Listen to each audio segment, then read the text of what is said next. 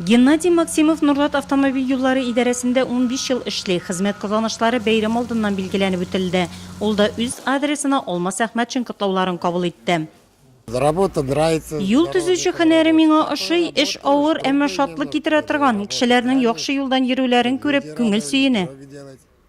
Нурлат районы бу елда республиканың күп төрле программаларында катнаша. Агымдагы елда трак программасы буенча 18 000 квадрат метр трак тапшыру планда каралган. 16 йорт күп фатирлы йортларга капиталь ремонт программасы буенча төзекләндерелә. Программе 14, там внутренняя инженерная сеть, вода, канализация, отопление, электрика и отъездов. То есть электрика пока 5%, а все остальные сети 30-40%. Төзүчеләр тырышлыгы белән шәһәребездә подъезд ишек аллары төзекләндерелә, парк, стадионнар төзелә. Нурлатта Тәремкәй балалар бакчасында ремонт эшләре ахырына якынлаша. Ул мәгариф объектларына капиталь ремонт үткәрү программасы буенча төзекләндерелә. Яңа Әлмәт, Шишмә, Яңа Әмзә, Яңа Иглай авылларында яшәүчеләр авылларда су белән тәэмин итү программасы буенча тәмле сулы булачак. Районның 16 трак пунктында урам яктырткычлары кую эшләре бара. Анысы урам яктырткычларын төзекләндерү программасы буенча. Быел Салдакы авылы халкы 50 урынлы мәдәният учаклы булды.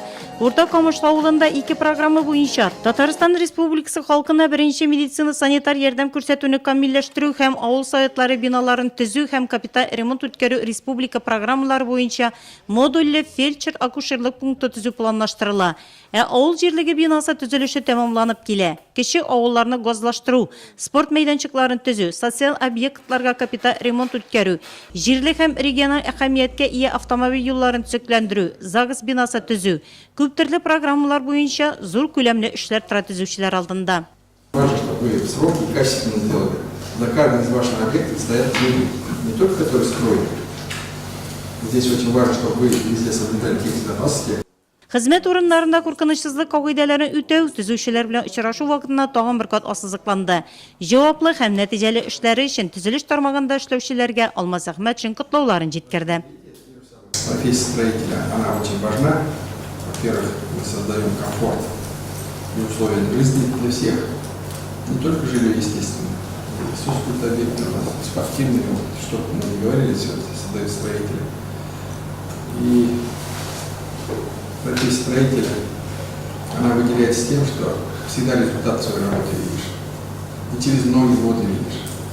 Не только детям и внукам всегда можно сказать. Это вот я строю.